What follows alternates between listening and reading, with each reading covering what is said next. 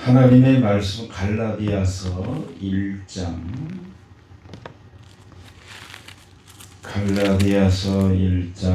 1절에서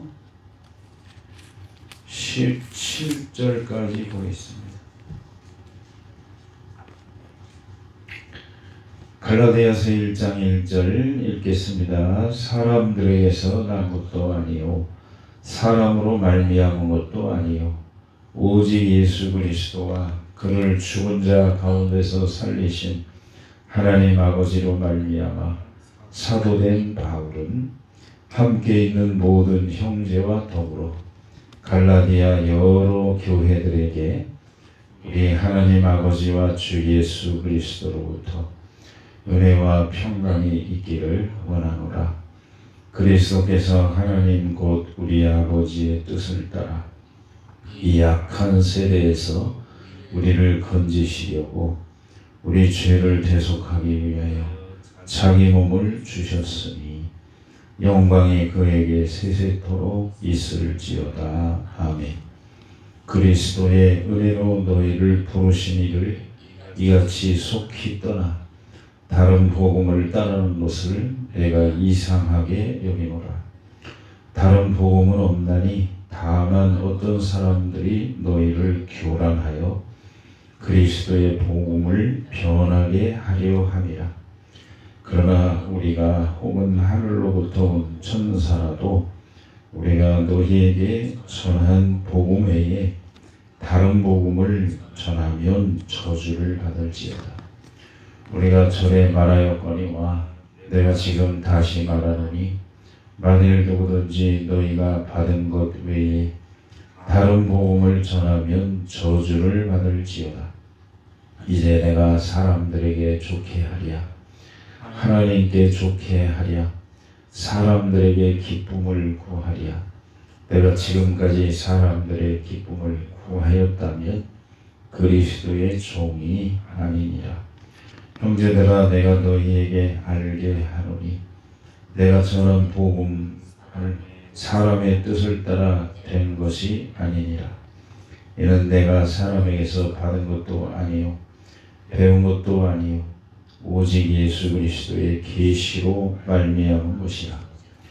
내가 이전에 유대교에 있을 때 행한 일을 너희가 들었거니와 하나님의 교회를 심히 박해하여 멸하고 내가 내 동족 중 여러 연락자보다 유대교를 지나치게 믿어 내 조상의 전통에 대하여 더욱 열심히 있었으나 그러나 내 어머니의 태로부터 나를 택정하시고 그의 은혜로 말미암으니가 그의 아들을 이방에게 전하기 위하여 그를 내 손에 나타내시기를 기뻐하셨을 때 내가 곧 그 혈육과 의논하지 아니하고 또 나보다 먼저 사도된 자들을 만나려고 예루살렘으로 가지 아니하고 아라비아로 갔다가 다시 다메섹으로 돌아갔노라. 아멘.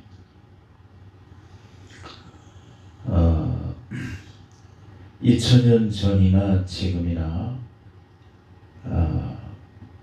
복음에 대한 것은 중요하고 그것이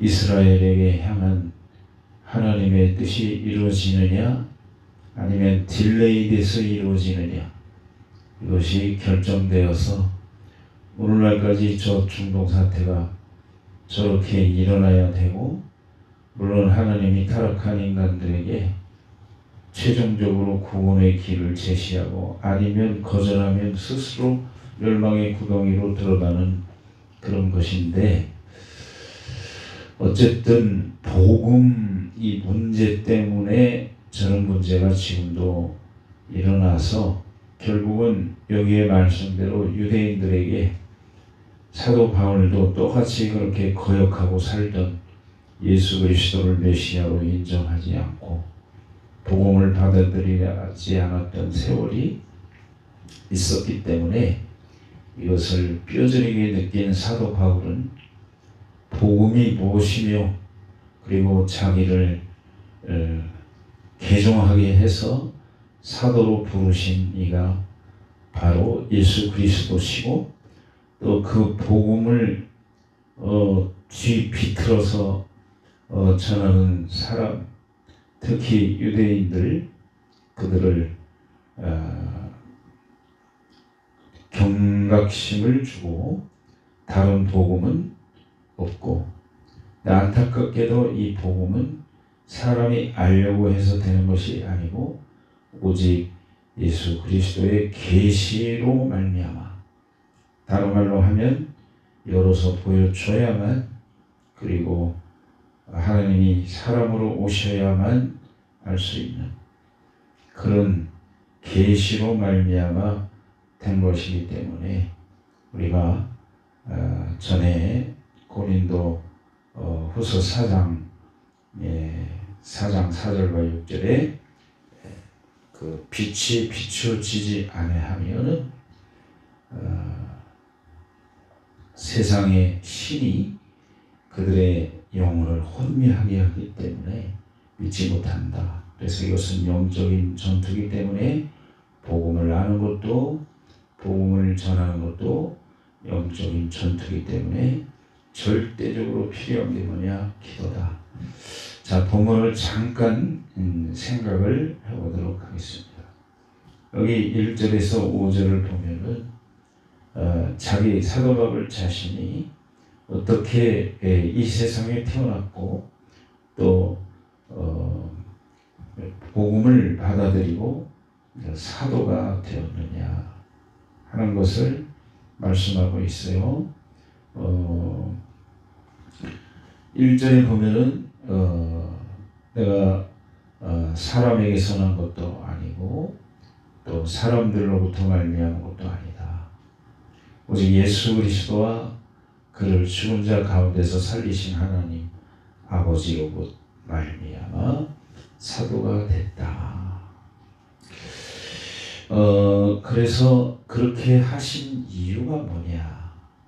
사명을 이제 이 네 구절에서 모든 걸 다 말하고 있는데, 마치 책의 목차처럼, 갈라디아서의 목차처럼 서론적으로 그리스도께서 하나님 곧 우리 아버지의 뜻을 따라 악한 세대에서 우리를 건지시려고 우리 죄를 대속하기 위하여 자기 몸을 주셨다.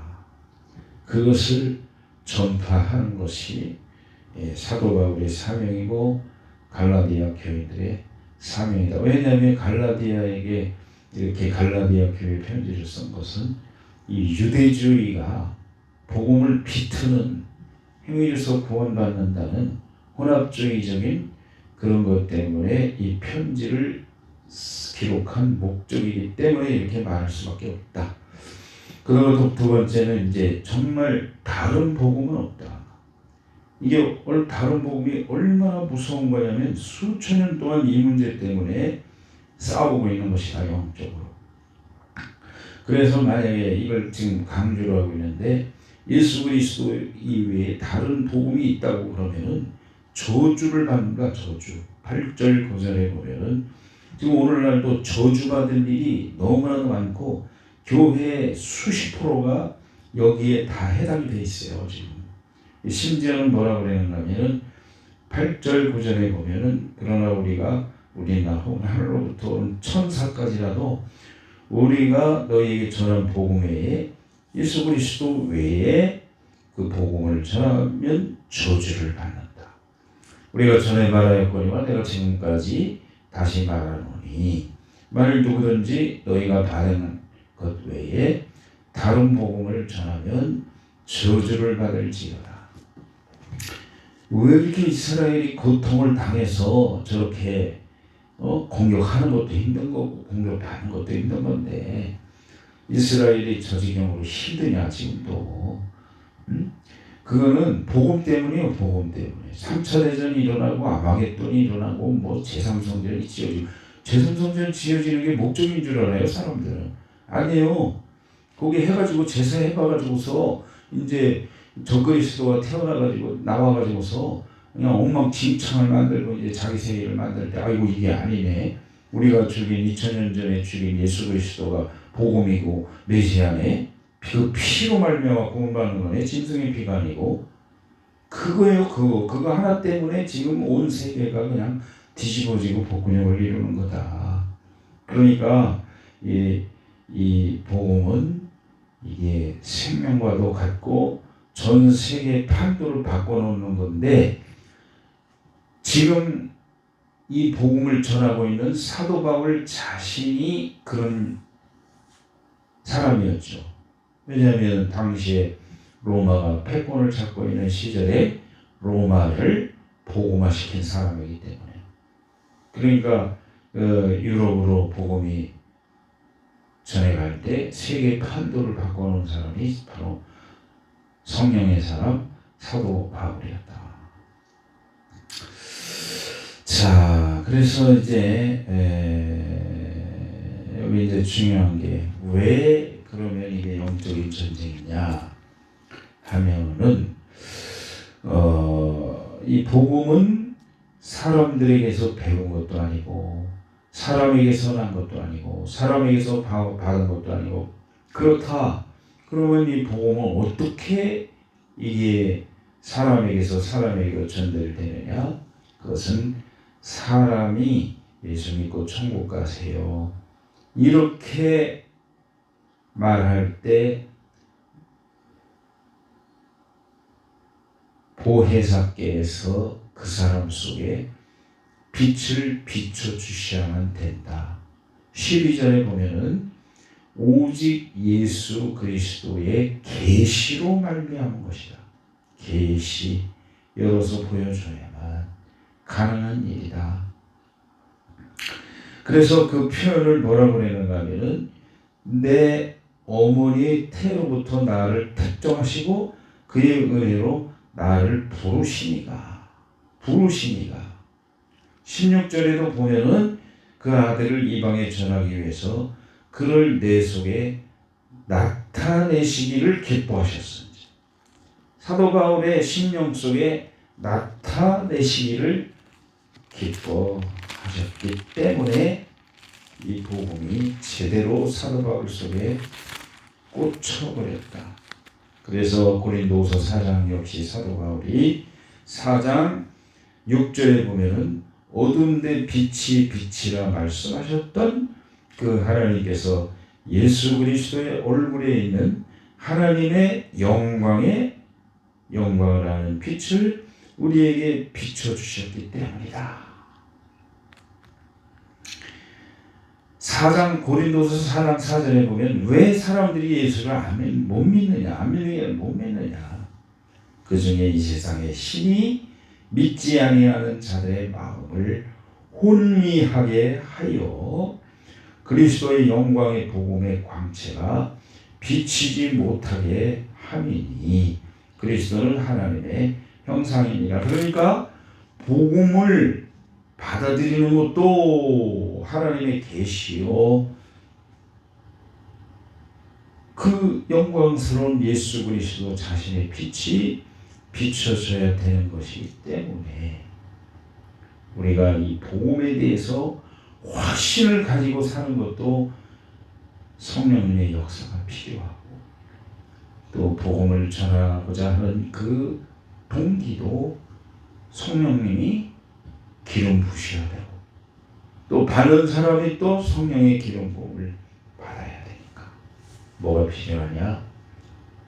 복음을 전할 마음도 기도가 있어야 되고 복음을 전하는 통로도 기도가 있어야 되고 그 사람이 받아들이는 것도 기도가 그래서 필요하지 않냐. 두 가지만 얘기하고 마치겠습니다. 9절과 그 7절을 보면은 우리가 전에 말하였거니와 내가 지금 다시 말하노니 만일 누구든지 너희가 파는 것 외에 다른 복음을 전하면 저주를 받는다. 10절에 이제 내가 사람들에게 좋게 하랴 하나님께 좋게 하랴 사람들에게 기쁨을 구하랴 내가 지금까지 사람들의 기쁨을 구하였다면 그리스도의 종이 아니다. 하나님께 좋게 하랴 사람에게 좋게 하랴. 사람의 기쁨을 구하랴 하나님의 기쁨을 구하랴. 오늘날 복음이 뒤틀려가지고 7절에 있는 것처럼 복음을 변해가지고 뒤틀려가지고 웰빙 복음, 웰빙 말씀 이런 것이 다 왜 그렇게 될까? 사람들의 마음을 맞춰주기 위해서. 이 참 두려운 것 같아요. 나부터. 그러니까 사도 바울이 말씀한 것처럼 결론은 뭐냐? 고린도 전서 2장에 보면은